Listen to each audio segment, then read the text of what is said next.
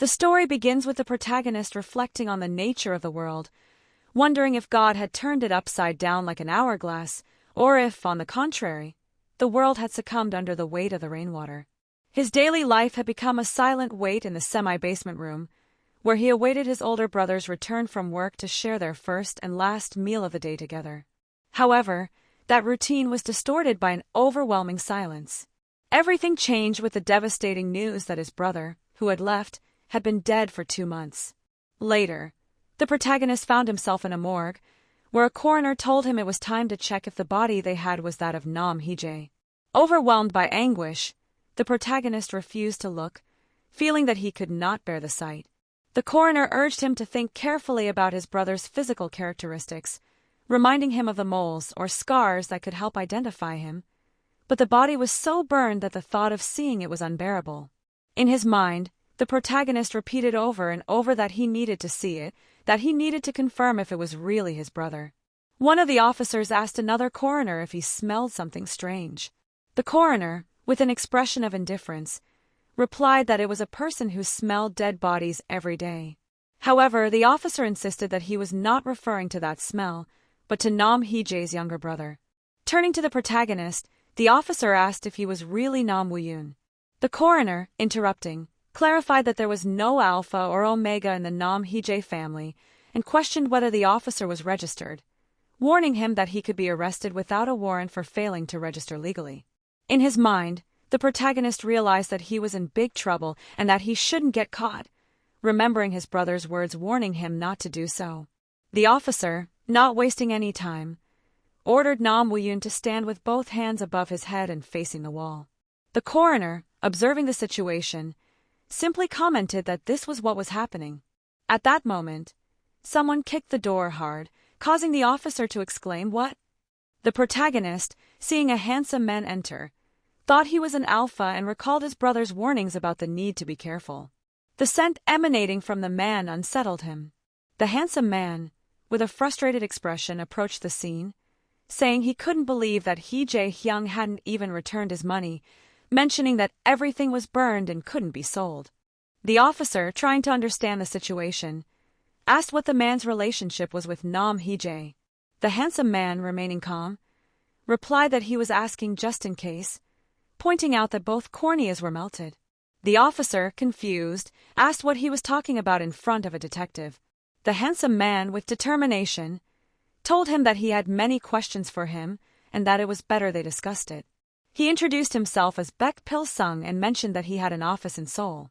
Then he turned to the protagonist and told him to step outside. In his mind, the protagonist felt that if he was there, he would die. A few hours earlier, Baek's bodyguard had commented that it seemed no journalist had come from Seoul. Upon hearing this, Baek felt relieved and said they could go in now. He suggested they go upstairs and quickly check if it was just a show or if they were really behind schedule. The bodyguard nodded, affirming, "Yes, Hyung." As they went up, Baek saw a kitten and commented that it looked stupid. The bodyguard, remembering that Baek always said cute things looked stupid, wondered if he should pick it up and take care of it. However, Baek, pulling the bodyguard's hair, warned him that if he picked up something like that carelessly, he would be in big trouble. The bodyguard replied that cats were clean and it wasn't like he had a deadly disease. Baek, seriously, explained that the mother cat might be looking for it and that if he touched it carelessly, he could end up taking a life from a family. After confirming whether the bastard Nam Hee-jae was really dead and if he was alone, they decided to take him away. The bodyguard nodded, affirming, "Yes, Hyung." Upon reaching the coroner, Baek asked if that was the place. He turned to his bodyguard, telling him he would go in and come back. The bodyguard asked him to return safely. In his mind, Baek thought that if Nam Hee-jae didn't return his money, he was really trapped. Upon entering, Baek saw the protagonist and asked if he was like the cat from before. He stated that it was good he had come and that he had just checked the place. Suddenly he exclaimed, "Oh my God! Nam Hee-jae, Hee-jae-hyung." The protagonist, confused, asked what it was and what his relationship with Nam Hee-jae was. Returning to the present, the officer looked at Baek and asked who he was. In his mind, Baek assumed he would first have to deal with that annoying guy. He introduced himself, saying his name was Baek Pil-seung and that he had an office in Seoul. The officer, not wasting any time, asked if he was an alpha and requested his trait registration certificate. Baek, feeling frustrated, replied that he was not an alpha. Then, taking the officer by the arm, he asked if he smelled something and why he kept calling him an alpha if he said he wasn't. He recalled having barely heard that the police had been arrested for investigating too much and for only arresting those with certain traits, like a pack of dogs, according to their conjectures. The officer, confused, asked if that had happened next to Yongwon or if it had been here. Baek, determined to take control of the situation, told him he would handle this and that the sooner something like that disappeared, the fewer problems it would cause the officer. After that, Baek left the place and told his bodyguard to eat. The bodyguard, surprised, asked where he had gone and commented that the man who had just left ran like he had seen a ghost, asking if he should catch him. Baek told him to let it go. The bodyguard, recalling the previous conversation, asked if he was right about Nam Hee-jae. Baek, with determination, told him no, that he first needed to get the guys to take the body to Seoul and find out where Nam Woo-yoon was. The bodyguard, confused, asked who Nam Woo-yoon was. Baek explained that he was going to ask for his contact information while they ate, affirming that he would definitely look for Nam Woo-yoon. On the other hand, the protagonist was already at home, reflecting on the need to attend his brother's funeral. He felt guilty for having run away to save his life, remembering that his brother had been taking care of him for over 10 years. He wondered who Baek was, whether he was a private lender or a trafficker, or maybe both. In his mind, he repeated that his brother was not the kind of person who would have used private loans and questioned how everything had happened. Suddenly, there was a knock at the door and the protagonist, nervous, wondered who it could be, if perhaps it was the detective. When he opened the door, he found Baek, who exclaimed that he had been looking for him for a while and asked him to open the door. He warned that if he was trying to search unnecessarily, or if he had already searched for him, he would hit him. The protagonist, covering himself with his blanket, was startled to recognize Baek and wondered how he had found out about his house. After a moment of silence, the protagonist felt that they had stopped knocking on the door and told himself that they had left. However, before he could relax, Baek shouted for him to get rid of the blanket and not to lie down pretending to be asleep. Baek began to count out loud, 1, 2, 3, and called him foolish, announcing that he was going to cremate Nam Hee-jae in the morning. Baek continued speaking, expressing his frustration at thinking that he should be grateful just for having taken his money and for bringing the lost boy, questioning what kind of funeral he was planning. Finally, he told the protagonist that they would see each other tomorrow. The protagonist, still dazed, looked at a note that had fallen to the floor and read that the Yongwon crematorium was scheduled for 8 a.m. The next day, Baek met the protagonist and asked if he was there, commenting that even if he looked at him again, he didn't resemble Nam Hee-jae at all, and questioning why he looked so foolish. The protagonist, with a sad expression, expressed his desire to go see his brother. Baek, with a sarcastic tone, reminded him that he had gotten rid of his brother roughly and had left. The protagonist, pleading, asked him to let him go. Baek, with a determined attitude, assured him that he would let him go. At that moment, some boys approached the protagonist and asked if he was okay, offering to help him. Baek, annoyed by the interruption, told them to follow him. The protagonist, nervous, began to stammer that he didn't know what to do.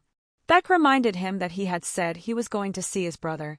The protagonist, distressed, confessed that he thought they were going to do something bad to him and mentioned Nam Woo-yoon, warning that if he was a gangster, something serious could really happen. Upon entering, the protagonist cried upon seeing his deceased brother, which led Baek to suggest that they should go eat something instead. Once at the restaurant, Baek asked him if he wanted to drink something. The protagonist, sadly, replied that his brother neither drank nor smoked, that he had never done so. Baek, pouring the drink, insisted that it was fine and that he should drink it. The protagonist, nervous, confessed that he had never tried anything like that before. Baek told him to drink it, assuring him that he was disinfecting it so he wouldn't be possessed, joking about the possibility of a ghost possessing him if he didn't drink in a place like that. Seeing the protagonist take a shot, Baek exclaimed that he was doing all sorts of things. He then began to talk about Nam Woo-yoon, mentioning that he was 20 years old, that he was born in Seoul, that his highest education was finishing high school, and that he had no medical records since he was 12 years old, not even for common colds. Baek, in a serious tone, asked if Nam Hee-jae hadn't sent him to school to hide the fact that he hadn't registered his traits while he attended university at night.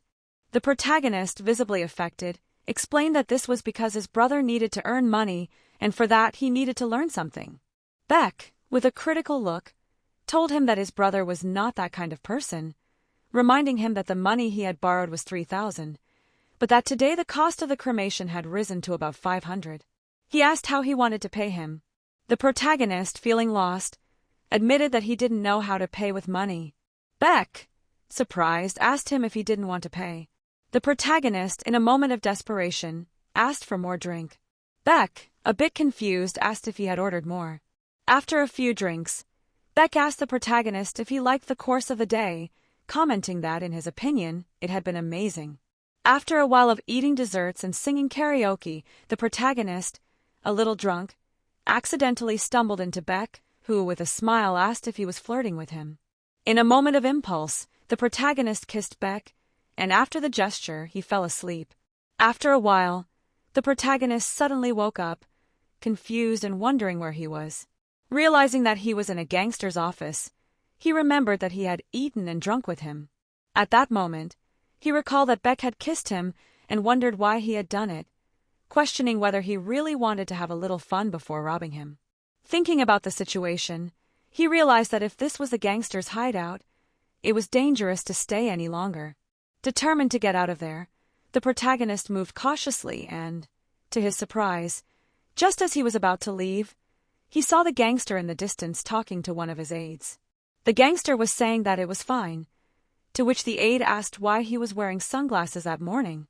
The gangster, in an authoritative tone, told him to just answer his question. The protagonist, hidden, listened as the gangster continued speaking, mentioning that his impression seemed a bit softer. The aide, curious, commented that he didn't look more visible with the sunglasses on. At that moment, the gangster opened a door and told the aide to leave him alone. Seeing a chance to escape, the protagonist thought it was his opportunity. Once outside, he began to run through the streets, telling himself that he hadn't even been able to properly embrace his brother's urn and that he had been at the mercy of that gangster all day, wondering what the hell he had done yesterday. As he ran, a man approached him and asked why he was sitting like an idiot in front of someone else's house, reminding him that his brother had said he was going to make money. The man accused him of being a freeloader, warning him to keep smiling with that same face while trying to earn money for rent. The protagonist, nervous, stammered that rent day hadn't arrived yet. The landlord, with disdain, told him that who didn't know that and that from now on he better not do anything bad to Chung Man. The protagonist nodded and the landlord, seeing his expression, disqualified him as a freeloading omega, wishing him bad luck. With that, the man left the protagonist alone. Then the protagonist entered his house and thought that it shouldn't be like this, that he had to flee quickly before that gangster arrived. He wondered where he could go. Meanwhile, the gangster, while driving his car, said that he needed to eat. His aide, worried, asked if he hadn't escaped already and suggested that they let the guys go look for him, questioning what had happened yesterday. The gangster, recalling what had happened with the protagonist, muttered that he would hit him if he asked about that again. Later, the gangster arrived at the protagonist's apartment and, kicking the door, announced his arrival by saying Nam Woo-yoon's name. Nam, hiding, felt a chill at the thought that the gangster had come. Upon entering the apartment, the gangster exclaimed that he could finally see him. However, not seeing anyone, he complained about the mess the place was in. At that moment, the gangster noticed a puddle of water in one room and, with a smile, asked if the master was there and if he was afraid of him. Nam, trembling, replied that yes, he was terrifying.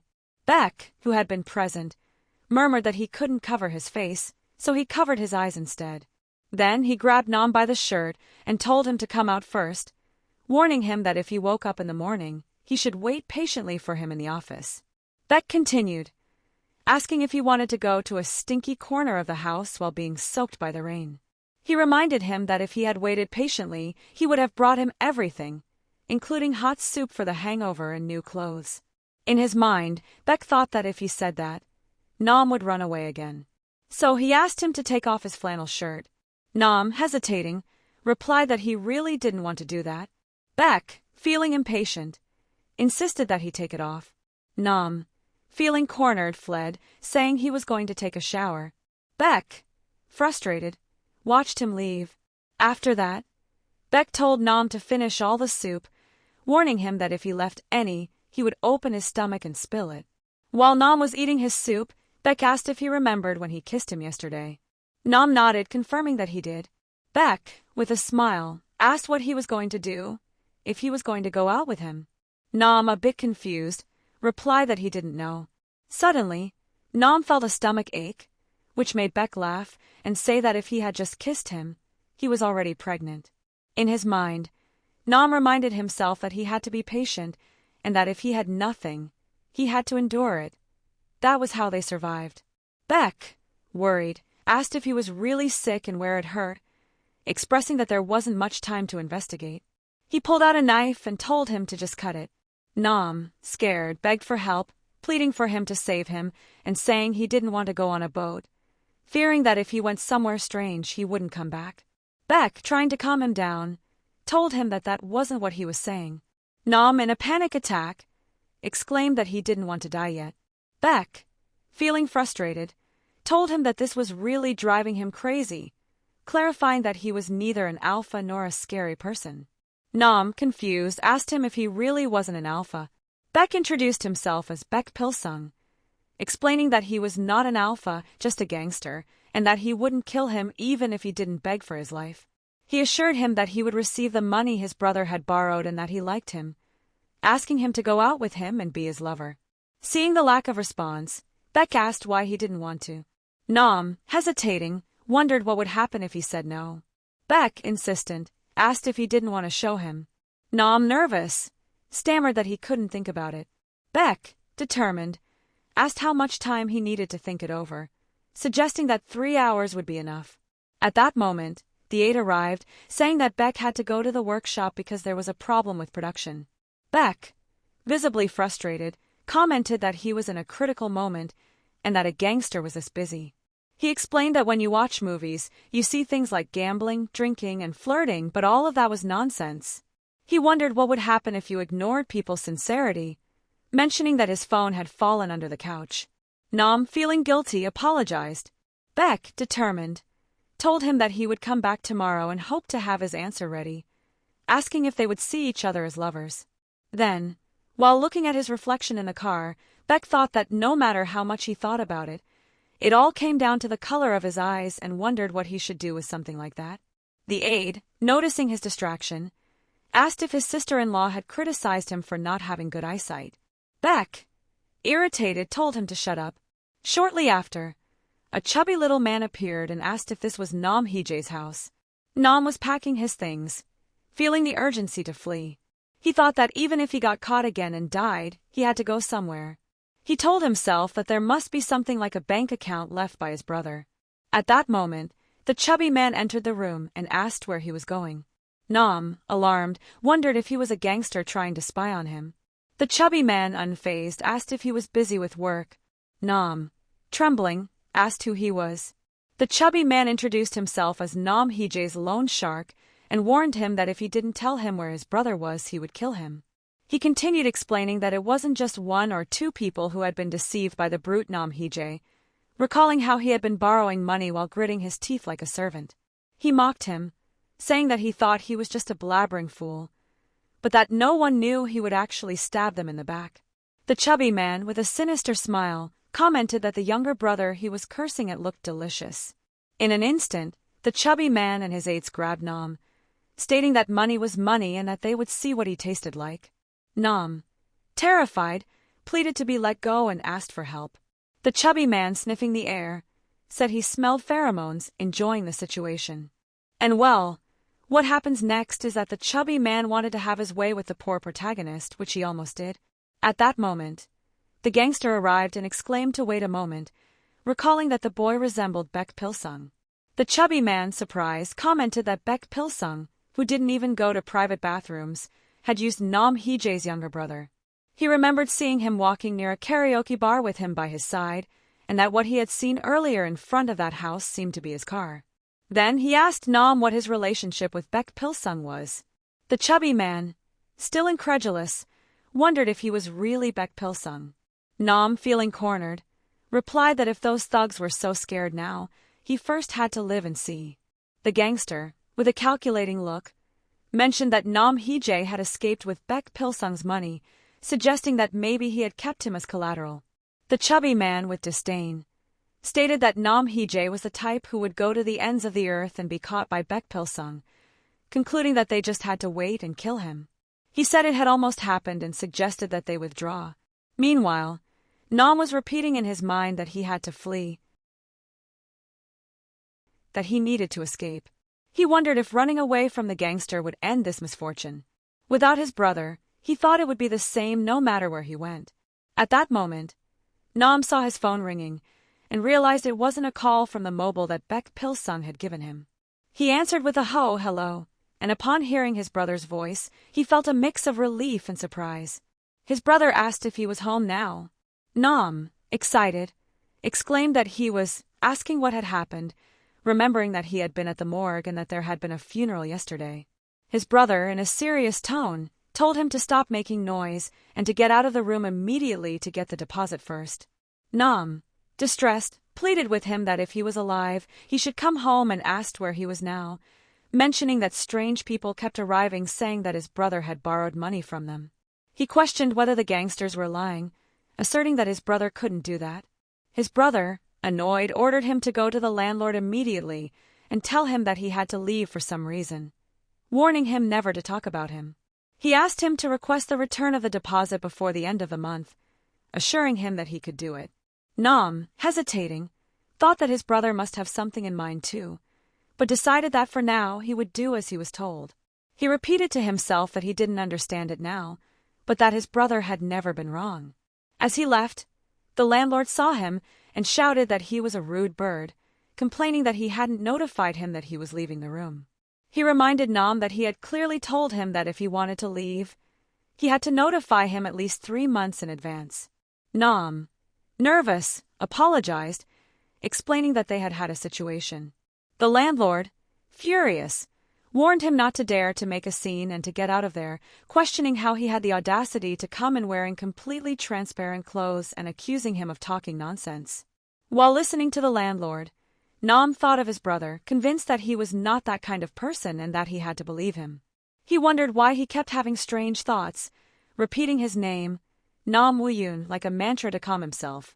Later, Nam was on a call, urgently trying to reach his brother.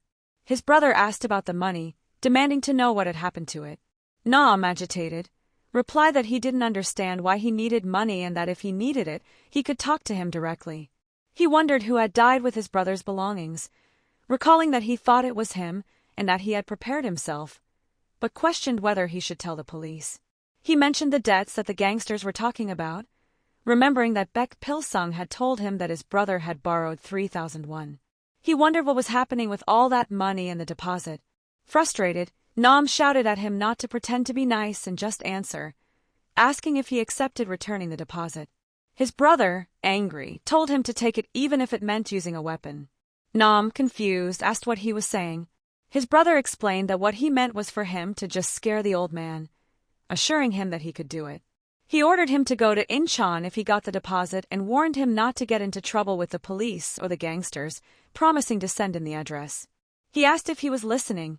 Meanwhile, Nam was reflecting in his mind about his brother, feeling that something was strange and that he didn't believe he was the brother he knew.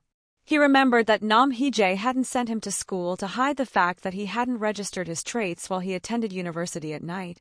However, he thought that the younger brother he was cursing at looked delicious, feeling a mix of confusion and concern. Suddenly, Nam heard a voice saying that they were collecting money. The voice continued, mentioning that they had said they would go to one more place and then call to confirm. He laughed, saying that his Hyung wasn't joking this time and that he wasn't going to get married like that. Then he apologized for Nam Hee-jae's younger brother, pointing out that he didn't seem to know what his brother was doing. Another voice intervened, asking how it was possible that he didn't know, claiming that he spent his days drinking and going to gambling houses. He commented that he had been speaking ill of his Omega younger brother, who lost every time he drank. The first voice, indignant, questioned what kind of person kept his younger brother locked up at home for years out of fear of being caught for not registering his traits. Nam, Upon hearing these words, felt a mix of confusion and anger, realizing that the situation was more complicated than he had imagined. At that moment, Nam leaned in to see who was speaking, but then he fainted. Later, in the Sacred Heart Hospital of the Forest University, the gangster looked at Nam and asked why his face was so pale. Nam, visibly shaken, replied that he shouldn't touch him, warning him not to touch his humanity, calling him a stupid gangster. The tension in the air was palpable, and Nam felt trapped between fear and indignation, while the gangster watched him with a mix of curiosity and disdain.